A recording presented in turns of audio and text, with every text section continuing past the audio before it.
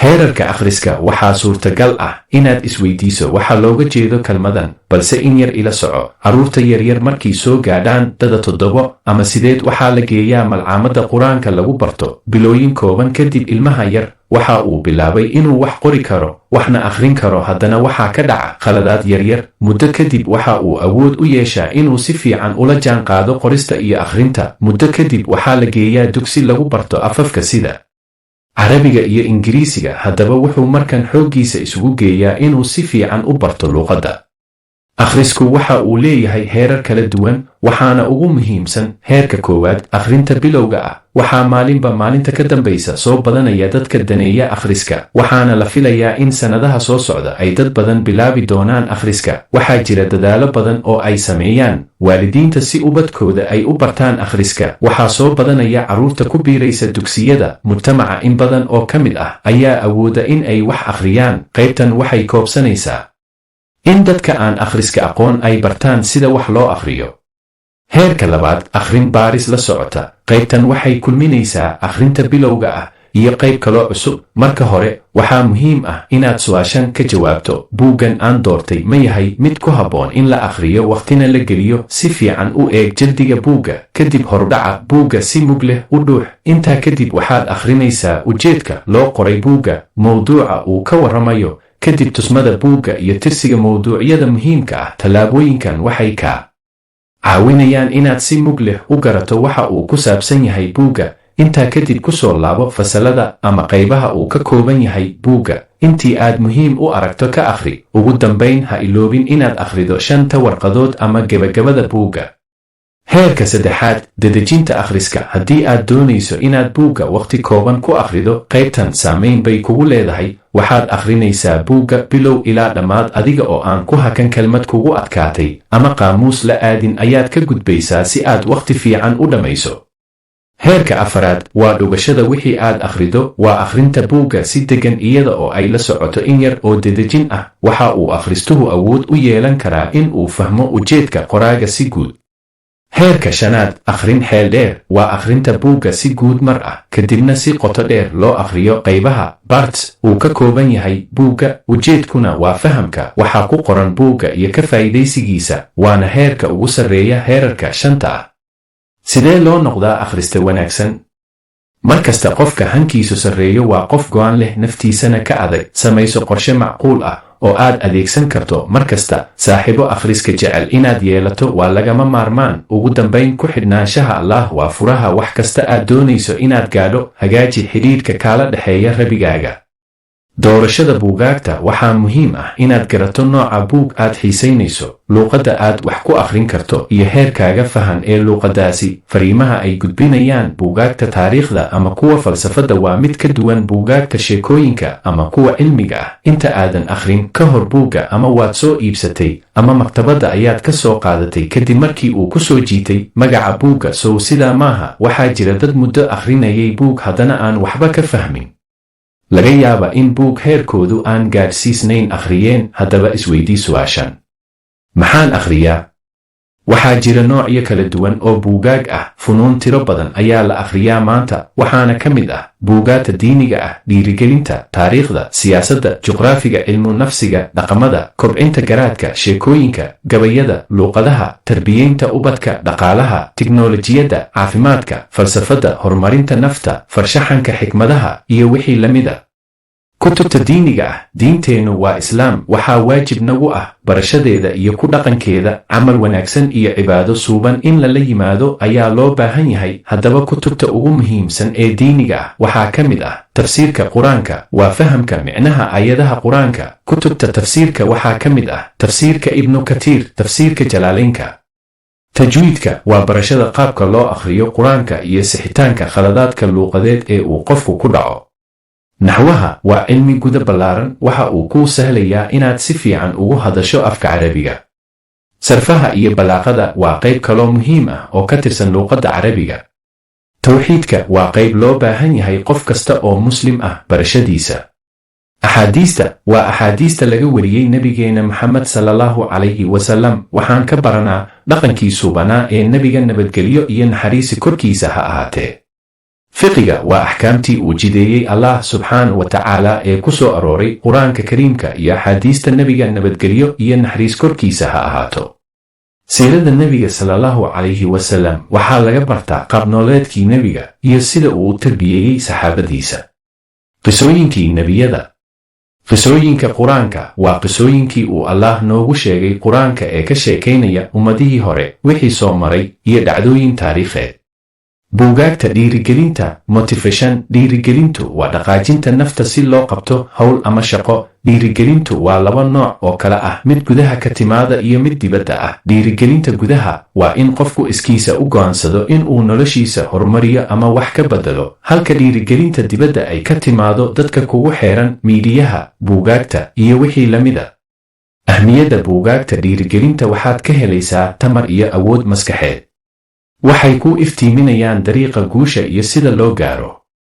waxay kaa caawinayaan inaad dejiso hadaf iyo in aad ka dhabayso ama xaqiijiso hadafkaas. buugaagta dhiirigelinta waxaa ka mid ah fakar oo hodan noqo, think and grow rich. ha isku mashquulin waxyaabaha yaryar, don't sweat the small stuff. caqli cusub oo kaamil ah, a whole new mind, that frog, the art of happiness, the four agreements. buugaagta taariikhda. cilmiga taariikhda waa diraasaynta iyo barashada wixii soo maray dunida si cashar looga barto. taariikhdu waa meelaha ugu badan ee la isugu faano maanta. ummad kasta waxay ku dadaashaa sidii ay u ilaalin lahayd taariikhdeeda. ummad aan taariikhdeeda aqoon waa ummad sii dumaysa. sidaa darteed waa in jiilka soo koraya la baro taariikhdooda. taariikhdu waxaa loo qaybiyaa 3 qaybood oo kala ah: taariikhda casrigii qadiimka, casrigii dhexe iyo taariikhda casrigan cusub. waa inaad akhridaa taariikhda laga soo bilaabo nebi aadam calayhi salaam ilaa qarnigan aan ku jirno. waxaa kaloo habboon inaad si gaar ah u akhrido taariikhda islaamka iyo tan deegaankaaga. taariikhyahanada ugu waaweyn dunida waxaa ka mid ah Dr. Raagib al-Sirjani. waa qoraa, dhakhtar, taariikhyahan u dhashay dalka Masar. waxa uu xoogga saaray xadaaradihii soo maray dunida. inta badan buugaagta uu qoray waa afka Carabiga, waxaana ka mid ah mawsuucada taariikhda islaamka, qisada Tataarka, qisada waddankii Andalus, qisada hogaamiyaha Turkiga Erdogan, qisada Tunis, qisada Suldaan Maxamed al-Faatix, qisada dowladdii Cusmaaniyiinta. waa kuma Nebi Maxamed, nabadgelyo iyo naxariisi korkiisa ha ahaatee. Eric Hobsbawm waa taariikhyahan Ingiriis ah. waxa uu qoray dhiganayaal taariikheed. taariikhda Soomaalida waxaa jira taariikh badan oo gacan ku samays ah oo taariikh dhab ah loo haysto, waana sababta aan la isugu halayn karin inta badan taariikhda. haddaba waxaan soo xushay 4 taariikhyahan oo aan ku kalsoonahay taariikhdooda, waxaana ka mid ah Dr. Saadiq Enow. waxa uu leeyahay qormooyin iyo barnaamijyo taariikheed. waxaan kugula talin lahaa inaad dhegaysato barnaamij 6 qaybood ah oo YouTube ka laga helo, cinwaankuna waa taariikhda Soomaalida. Dr. Saadiq Enow. Brofesor Maxamed Haji Mukhtar waxa uu muddo 30 sano ka badan taariikhda ka soo dhigay Savannah State University gobolka Georgia ee dalka Maraykanka. waxa uu leeyahay qormooyin iyo barnaamijyo taariikheed. bal akhri Historical Dictionary of Somalia. Sheekh Aadan Sheekh Siciid. buugaagtiisa ugu caansan waxaa ka mid ah taariikhda magaalada Baardheere iyo sooyaalka gumaysiga Soomaaliya oo buug muhiim ah. Dr. Aburahman Baadiyow. buuggiisa Making Sense of Somali History ayaa wax badan kuu bidhaamin doona haddii aad xiisaynayso taariikhda Soomaalida. geliyaan buugaagta dhaqaalaha. sidoo kale ardayda baranaysa ganacsiga waa muhiim inay akhriyaan. tiknoolajiyadda dunida maanta waxay u socotaa in tiknoolajiyadda heer sare laga gaadho. tiknoolajiyaddu waxay kaalin mug leh ka qaadanaysaa kobaca dhaqaalaha dal ama qaarad. falsafadda. inta badan falsafaddu waa su'aalo la iska weydiiyo koonka, aqoonta iyo caqliga. culimmada casrigan falsafaddu waxay u kala qaadaan dhowr qaybood sida falaasifadda Giriigii hore, waxaana ka mid ah Pythagoras, Socrates. falaasifadda muslimiinta sida Al-Farabi, Ibn Rushdi, Ibn al-Arabi, Al-Idrisi iyo faylasuufkii casrigan Dr. Mustafa Maxmuud Allaha u naxariistee. buugaagta caafimaadka. buugaagta ka hadla arrimaha caafimaadka waxay muhiim u yihiin nolosheenna. waxaa laga bartaa cuntooyinka nafaqada leh, cudurrada sida looga hortago iyo sida loo daweeyo. cilmiga caafimaadka iyo dawooyinka. qofkii ugu horreeyey ee daaha ka roga waxa uu ahaa Ibnu Sina oo wax badan ka qoray caafimaadka. sheekadu waa qormo uu hal abuuro qof si bulshada loo gaadhsiiyo wixii muhiim ah. Inta badan sheekooyinku ma aha kuwa xaqiiq ahaan u dhacay, balse dadka aftahanka ah ayaa hal abuura. Noocyada sheekooyinka waxaa ka mid ah sheekooyin taariikhi ah, dhacdo taariikhi ah oo lasoo bandhigo. Qoraaga lagu magacaabo Suldaan Nayruus ayaa wax badan ka qoray qaybtan, sida Cuqubo, Godadle, Warsame iyo Weriyenimo. Sheekooyin jariimo waa sheekooyinka dembiyada iyo baadhista. dad aad u badan ayaa akhrista sheekadan. Qorayaasha aadka looga jecel yahay sheekadan waxaa ka mid ah Agatha Christie oo qortay buugaag suuqa wada qabsaday, waxaana ka mid ah Des on the Nile, Britannies in Crime. sidoo kale Dr. Axmed Khaalid Tawfiiq ayaa ka mid ah qorayaasha, wuxuuna qoray maa waraa dabiica, Utopia, Rajfatul Khawf. sheekooyinka jacayl iyo romansi. buugaagta ugu caansan ee laga qoray waxaa ka mid ah Isleegisa Seegan, Maanafay, Ruumiyo iyo Juliet, Qays iyo Layla. sheekooyinka dhiirigelineed waxaa lagu soo bandhigaa sheekadan dhabar adayga qofka iyo in uu meel sare gaadho. sidee wax loo akhriyaa? dadka ku nool dunidan waxay isku waafaqsan yihiin ahmiyadda akhrisku leeyahay, sidaa ay tahayna dadka wax akhriya dunida way ku yar yihiin. tirakoobyadii ugu dambeeyey ee dunida laga sameeyey waxay ahayd sidan: dalalka Hindiya, Thailand iyo Shiinaha ayaa ugu horreeya waddamada ugu akhriska badan dunida. warbixintu waxay intaas ku dartay in muwaadinka Hindiga ah uu wax akhriyo 10 saac iyo 42 daqiiqo isbuuc kasta. dalalka Carabta iyo Afrika ayaa la sheegaa in ay aad u hoosayso heerka wax akhris ee bulshada. Abraham Maslow oo ahaa caalim dhanka cilmu nafsiga oo noolaa intii u dhaxaysay 1970-1970, waxa uu sheegay in qof kasta uu u baahan yahay 5 arrimood oo kala ah: 1. baahida cunto, biyo iyo hoy uu seexdo; 2. baahida nabadgelyo iyo ammaan; 3. baahida bulsheed, in uu helo asxaab iyo ehel; 4. baahida ah in la qadariyo lana ixtiraamo; 5. baahida ah inuu guul ka gaaro nolosha. si uu qofku u noqdo akhriste wanaagsan, waa in uu baadigoob u galaa helitaanka qaabka uu wax u akhriyo iyo waxa ka caawin kara in uu wax akhriyo. haddaba waxaa jira 10 arrimood oo kuu sahlaya in aad wax akhrido, waxayna kala yihiin: 1. deegaan wax akhris. waa in aad lahaataa goob jawi degan oo ka caagan buuqa iyo sawaxanka dadka, si maskaxdaada ay xaadir u noqoto. 2. goob iftiin fiican leh. in aad hesho waa muhiim. waxaa lagu taliyaa in iftiin meel dhexaad ah wax lagu akhriyo si loo ilaaliyo caafimaadka indhaha. 3. samayso wakhti kuu gaar ah oo aad wax akhrido maalin kasta. tusaale ahaan 4 galabnimo ilaa 5 galabnimo waxaad ku akhrin kartaa 2 buug adiga oo si fiican u dhuuxaya buugga. 4. samayso buug kuu gaar ah, notebook, oo aad ku qorto faa'iidooyinka buugaagta. 5. saaxiibo wanaagsan oo kugu dhiirigeliya wax akhrinta waa muhiim, haddii kale ku biir naadiyada akhriska. 6. ku bilow buugaagta yaryar ee ku qoran luuqad la fahmi karo. buugaagta aad akhrido waa in ay u dhaxaysaa 100-150 bog inta aad bilowga tahay. 7. ismaqashiinta.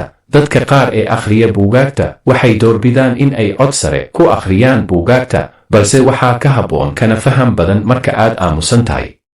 8. bilowga buugga. waa in aad akhridaa tusmada buugga, taariikhda qoraaga, waxa uu ku saabsan yahay buugga, iyo hordhaca buugga. taasi waxay kaa saacidayaa in aad fikrad fiican ka haysato buugga. 9. xulo buug heerkaaga gaarsiisan. marna ha isku mashquulin buugaagta waaweyn ee ka sareeya heerkaaga. waa in aad doorataa buug facaaga ah oo aad dhammayn karto, sidoo kalena aad fahmi karto waxa ku qoran. 10. ka fogow wax kasta oo mashquul kugu furi kara inta aad ku jirto wax akhrinta, sida moobilka, raadiyaha, tifiga iyo wixii la mida. dedejinta akhriska. xawaare akhriska. akhrinta la dedejiyo waxay kaa caawinaysaa in aad buugaag badan dhammayso. inta badan akhrinta la dedejiyo waxaa loo adeegsadaa sheekooyinka iyo maqaalada dhaadheer in aad si fudud ku dhammayso. haddaba arrintan waxay u baahan tahay tababar iyo juhdi aan yarayn. waa in aad indhahaaga bartaa xawaare akhriska. waa inaad wax ku akhridaa luuqad aad ku xeel dheer tahay. waa inaad la qabsataa dhaqaaqa indhaha iyo buugga. waxaa igu adag in wax akhriska caado ka dhigto. maxaan sameeyaa? bal in yar ila soco. anigu ma fahmo waxa aan akhriyo. waxaad u baahan tahay tababar dheeri ah. xusuustayda way liidataa. ma xusuusan karo wixii aan akhriyey. mar kasta oo ay badato firfircoonida maskaxdaada, fahamka ayaa kuu furmaya. anigu mashquulkayga ayaa ka badan buug iyo wax akhris. caajis baan dareemaa mar kasta aan buug soo qaato. hal eber daqiiqo wax akhri maalintii, inta ka dambaysa waad la qabsan alle idankii. marka aad jimicsiga ku cusub tahay sidaas baad dareentaa, akhriskuna waa sidaas. waxaan dareemaa haraad iyo neefta oo igu adag marka aan wax akhrinayo. biyo wanaagsan cab, hawo fiicanna qaado. biyo wanaagsan cab, hawo fiicanna qaado. jimicsiga ku cusub tahay sidaas baad dareentaa, akhriskuna waa sidaas. waxaan